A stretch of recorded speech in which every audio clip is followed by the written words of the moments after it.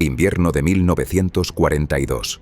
La guerra en el frente oriental entre la Unión Soviética y Alemania ha dejado de ser un pánico improvisado por la supervivencia nacional y se ha convertido en una fría industria de la muerte. La nieve en las estepas rusas ya no es blanca. Es una costra gris mezclada con hollín, aceite de motor y sangre congelada. En este momento crucial, el alma de Georgi Zhukov se parte en dos facetas irreconciliables, revelando la esquizofrenia moral que define el mando soviético. La historia oficial, la escrita con tinta dorada y bajo la vigilancia de los censores, siempre pondrá el foco en la Operación Urano y la gloria de Stalingrado. Es comprensible. La planificación estratégica secreta, trazada por Zhukov y su colega Alexander Vasilevsky en mapas guardados bajo llave en el Kremlin, es una obra de arte militar. Es una operación de belleza geométrica, un doble envolvimiento perfecto que cierra como una mandíbula de acero sobre el sexto ejército de Friedrich Paulus, encarcelando a 300.000 alemanes en una bolsa de hielo, tifus y canibalismo.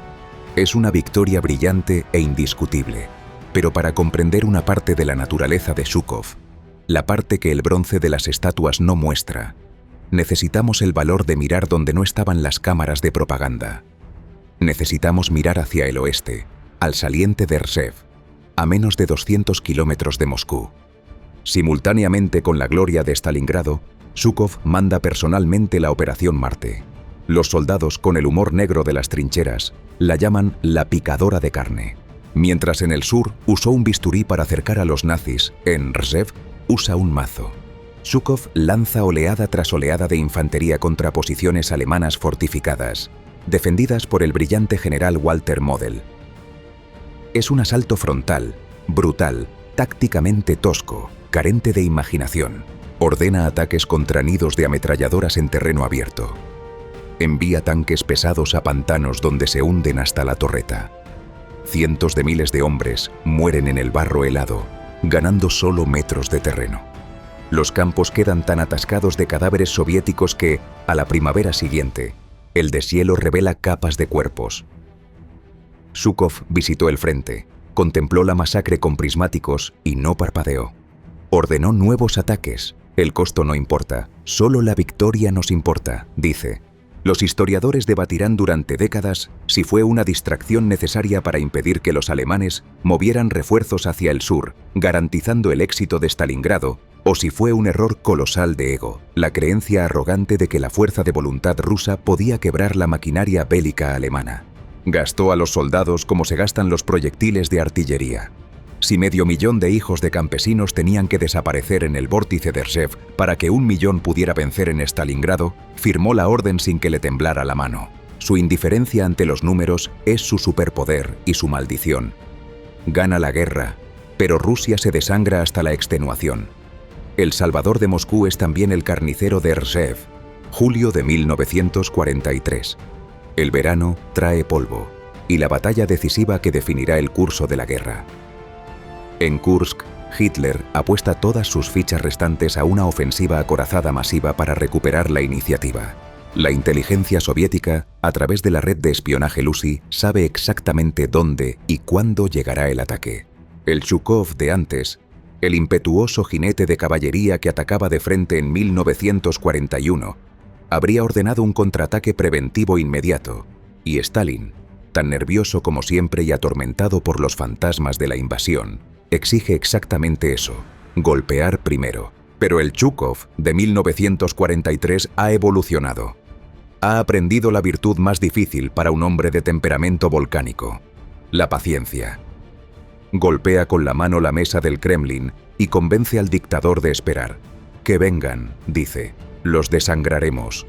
Zhukov construye una red defensiva de 8 líneas de profundidad, campos de minas con una densidad sin precedentes y miles de nidos camuflados de cañones antitanque. Obliga al ejército rojo a quedarse quieto y recibir el golpe. Deja que los nuevos tanques alemanes Tigre y Pantera se rompan los dientes contra el granito soviético. Espera hasta que la bestia nazi esté exhausta, derramando aceite y metal por las estepas. Solo entonces, cuando el momento es matemáticamente perfecto, desata su jauría de reservas acorazadas. El contraataque es devastador. La columna vertebral ofensiva de la Wehrmacht queda rota para siempre.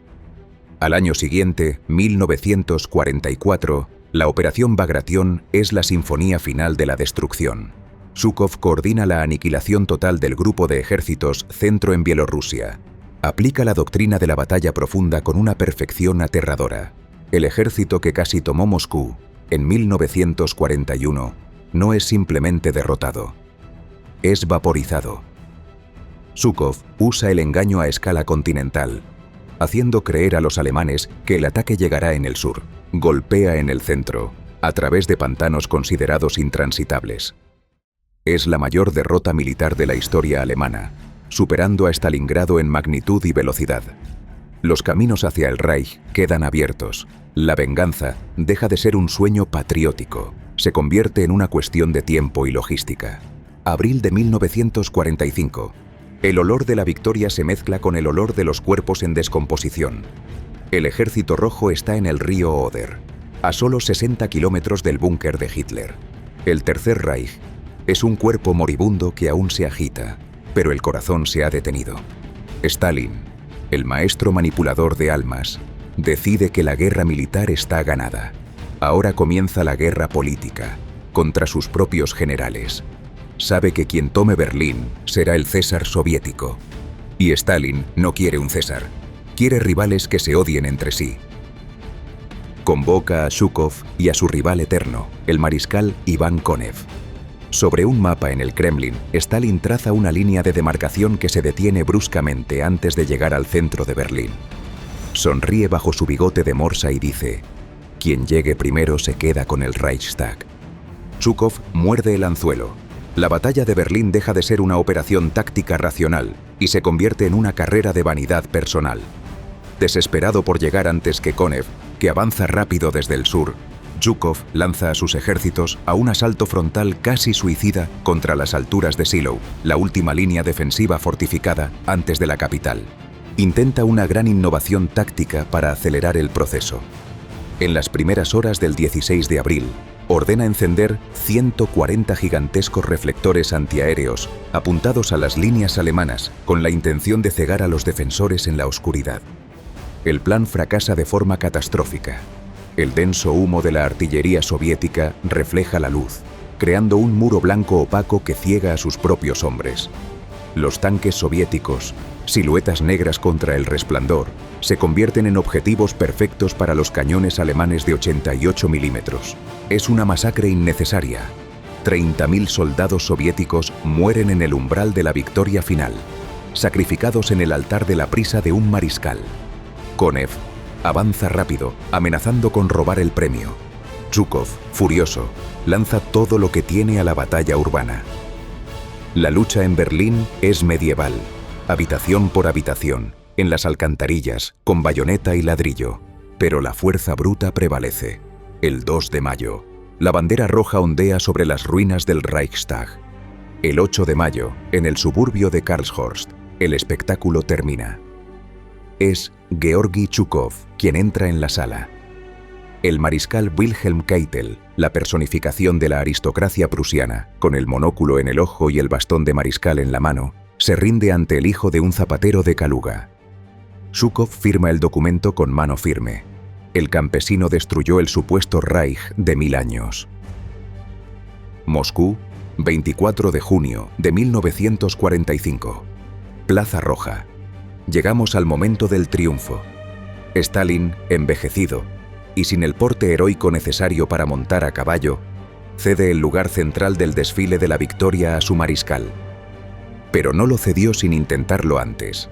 Relatos susurrados en los pasillos del Kremlin indican que Stalin intentó montar el semental blanco en las caballerizas días antes, pero el animal, percibiendo la inseguridad y la edad del anciano, se resistió. El dictador gruñó: que lo monte Zhukov. Al fin y al cabo, es un viejo jinete de caballería. Zhukov se prepara para ese día como para una batalla sagrada. Elige un semental árabe blanco llamado Kumir, el ídolo. Pero el hombre de acero, el terror de la Wehrmacht, tiene un secreto doméstico, una vulnerabilidad humana. En la víspera del desfile, está aterrorizado no del caballo, sino del discurso que tendrá que pronunciar ante el mundo entero. Ensaya en la sala de estar de su dacha, de pie frente a sus hijitas, Hera y ella. Las niñas, en pijama en el sofá, aplauden a su padre, dándole el valor que ninguna de sus 4 estrellas de héroe de la Unión Soviética parecía proporcionarle. El día del desfile se desata un aguacero sobre Moscú. Es un detalle cinematográfico que ningún guionista se atrevería a inventar. Zhukov aparece en la puerta de la torre Spasskaya, montado en el caballo blanco, una visión de poder imperial, un San Jorge comunista. Su uniforme de gala, cubierto de oro y medallas, queda empapado en segundos. El agua le corre por el rostro pétreo, gotea del visor de su gorra, se le cuela por el cuello almidonado. La mayoría de los hombres intentaría secarse la cara, ajustarse la gorra, mostrar incomodidad. Zhukov no se mueve. Sabe que Stalin lo está observando desde lo alto del mausoleo de Lenin, seco y protegido bajo la piedra. Si muestra debilidad ante la lluvia, Stalin gana. Permanece impasible, una estatua viviente, aceptando la tormenta sin parpadear, cabalgando con una elegancia desafiante. La multitud ruge, gritando su nombre, no el de Stalin. Y allá arriba, los ojos celosos del dictador se entornan. Ese día, al montar el caballo blanco y desafiar la lluvia, Zhukov firmó su propia caída. Nadie eclipsa impunemente al sol del partido. La paz es más peligrosa para Zhukov que la guerra. En 1946, es el hombre más famoso de la Unión Soviética, quizá del mundo. Eisenhower lo llama amigo. Las embajadas occidentales lo tratan como a un estadista. Eso es intolerable para el Kremlin. Stalin actúa rápido. No acusa a Zhukov de traición militar. Sería demasiado inverosímil para que el pueblo lo tragara. Ataca la debilidad más antigua y más humana del general, la que nació en escaparates de Moscú en 1913, la vanidad burguesa. La policía secreta, por orden de Abakumov y Beria, registra el apartamento de Zhukov en Moscú y su casa de campo. No buscan planes de golpe, buscan lujo, revuelven cajones de ropa interior, abren armarios, desenrollan alfombras. El informe que producen es devastadoramente detallado y mezquino. Encuentran codicia. El inventario oficial del registro enumera 320 pieles de marta cibelina, mono, zorro y astracán. Una ironía cruel para el antiguo peletero que quería ser rico. 3.700 metros de seda alemana de alta calidad, terciopelo y brocado. 60 pinturas al óleo de maestros clásicos saqueadas de museos y castillos alemanes. Cajas de porcelana, vajillas de oro, muebles de caoba, joyas, acordeones y rifles de caza, Holland y Holland. El círculo trágico se cierra. El niño nacido sobre una estufa que soñaba con convertirse en un maestro peletero burgués ha sucumbido ahora, en la cima del poder comunista, al deseo primitivo de poseer cosas bellas. No era un revolucionario asceta. Saqueó Alemania como un bárbaro victorioso. Stalin lee el informe en el Politburó y se ríe. Reduce al gran mariscal a un ladrón de tiendas. Zhukov es convocado para explicarse. Balbucea defensas débiles, dice que lo compró, que se lo dieron como regalos, que quería amueblar su casa. Nadie le cree. Stalin le perdona la vida. Es demasiado popular para que lo fusilen, pero destruye su reputación. Zhukov es degradado, humillado públicamente y exiliado para mandar el distrito militar de Odessa, una provincia lejos de los centros de poder. El héroe se convierte en un paria. Los años de 1946 a 1953 son un purgatorio gris. Zhukov vive en Odessa, luego en los Urales, como un león enjaulado. El miedo es su compañero de piso constante. Sabe cómo funciona el sistema. Ayudó a construirlo con sangre. Vio lo que le ocurrió a Tukhachevsky. Cada noche, antes de acostarse, Zhukov prepara una pequeña maleta de cuero. Dentro pone lo esencial para la prisión: un par de calzoncillos largos limpios, jabón, una toalla y un cepillo de dientes. Deja la maleta junto a la puerta de entrada. No quiere que, cuando los agentes de la policía secreta vengan a por él al amanecer, tenga que buscar cosas en la oscuridad, temblando, delante de su esposa y de sus hijas llorando. Quiere irse como un hombre digno. Durante 7 años, Zhukov duerme con un ojo abierto, esperando el sonido de botas en el pasillo. Mientras tanto, el arte soviético reescribe la historia. En nuevas películas épicas sobre la batalla de Berlín, un actor interpreta a Stalin como el brillante estratega que mueve las piezas. Zhukov apenas aparece, o solo se lo muestra recibiendo órdenes. En pinturas oficiales, su rostro es empujado hacia el fondo o borrado digitalmente. Se está convirtiendo en un fantasma mientras aún está vivo. Marzo de 1953. El monstruo muere. Encuentran a Stalin en el suelo, paralizado y empapado en su propia orina. La muerte del dictador es la señal del regreso del exiliado. La nueva dirigencia, encabezada por Nikita Khrushchev, necesita legitimidad y, sobre todo, necesita fuerza física para derribar a Lavrent Beria, el jefe de la policía secreta que amenaza con hacerse con el poder en un golpe y desatar un nuevo terror. ¿A quién llaman? Al único hombre a quien el ejército seguirá a ciegas, al hombre de acero. El 26 de junio de 1953 se desarrolla una escena digna de Shakespeare. En una reunión del Presidium en el Kremlin, Zhukov espera en una sala contigua con un grupo de generales de confianza, armados. A la señal acordada de Khrushchev, irrumpen en la sala de reuniones. Zhukov va directo a Beria, no usa armas. Con sus propias manos, agarra al temido jefe del terror por las muñecas, le retuerce los brazos detrás de la espalda y lo levanta de un tirón violento de la silla.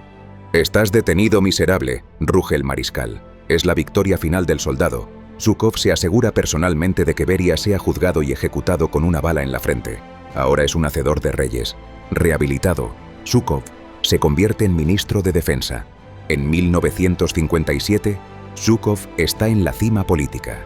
Había salvado a Khrushchev de un intento de golpe stalinista meses antes, usando aviones militares para transportar a miembros del Comité Central a votar a favor del líder. Se siente intocable. En una reunión, embriagado por su propio poder, pronuncia la frase que sellará su destino. «Ningún tanque se mueve en Rusia sin mi orden». Khrushchev oye eso y se le hiela la sangre. Comprende lo que Stalin comprendió en 1945. Zhukov es demasiado grande. Es un peligro. La sombra de Napoleón Bonaparte se cierne sobre el Kremlin. Khrushchev actúa con la traición típica de los burócratas que temen a los guerreros. Espera a que Zhukov viaje en una misión diplomática a los Balcanes. Mientras el león está fuera de la jaula, las hienas se reúnen. El Comité Central vota destituirlo, acusándolo de bonapartismo, la ambición de colocar al ejército por encima del partido y convertirse en un dictador militar. Zhukov regresa a Moscú y lo destituyen en el aeropuerto, sin juicio, sin defensa, sin desfiles. Los mismos generales a los que promovió, como Konev, se levantan para denunciarlo públicamente, llamándolo arrogante y peligroso. El hombre que salvó Moscú, Leningrado y Stalingrado es obligado a una jubilación forzosa. Lo borran otra vez. Los últimos años son un lento desvanecimiento hacia la oscuridad. Zhukov vive en el campo, vigilado por micrófonos del KGB plantados en las paredes. Su única batalla ahora es por la memoria. Empieza a escribir sus memorias, recuerdos y reflexiones. Pero no quiere escribir un panfleto soviético. Tiene en mente un modelo literario: Winston Churchill. Zhukov lee la obra del británico y decide que quiere dejar un monumento de papel que sobreviva a las mentiras de Khrushchev y Brezhnev. Escribe para el cajón, luchando contra una mezquina censura que quiere recortar los errores de Stalin o inflar el papel insignificante de Brezhnev en la guerra. Lucha por cada párrafo como luchó por cada trinchera, pero el golpe de gracia no llega del partido, llega del corazón. En la vejez, el mariscal de hierro encontró un amor tardío e intenso con Galina Semyonova, una médica militar 30 años menor. Ella era su paz, la única persona con la que podía bajar la guardia y dejar de ser un monumento. Pero en 1973 llega la tragedia. Galina muere de cáncer de mama. Cuando ella muere, algo se rompe dentro del tronco de roble. Zhukov se derrumba.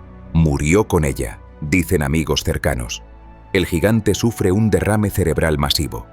El cuerpo que resistió el tifus, la guerra mundial y el terror stalinista por fin se rinde. Georgi Zhukov muere el 18 de junio de 1974. Incluso en la muerte, la política no lo deja en paz. Dejó instrucciones claras. Quería ser enterrado en la tierra, como un soldado cristiano ortodoxo, junto a su amada Galina. Pero el Politburó le niega al héroe su último deseo. Es un icono del Estado, propiedad del partido. No puede tener un entierro privado. Lo incineran contra su voluntad. En el funeral, se despliega la ironía final digna de una tragedia griega. La urna con las cenizas de Zhúkov es llevada en solemne procesión hasta el muro del Kremlin. ¿Quién encabeza el cortejo llevando la urna con una expresión de falsa gravedad? El dictador Leonid Brezhnev. Brezhnev, el hombre que conspiró para derribarlo en 1957. El burócrata mediocre que coleccionó medallas que no merecía y reescribió la historia para colocarse a sí mismo en su centro, se apropia del peso del héroe una última vez. Entierra a Zhúkov en el muro frío, junto a Stalin, junto a sus verdugos, sellándolo en el panteón comunista de héroes a los que sirvió y temió. En la plaza, bajo la lluvia y el sol, la estatua de bronce del mariscal sigue velando por Rusia, una imagen destinada a intimidar a todos los que se atrevan a pensar en invadir la madre Rusia.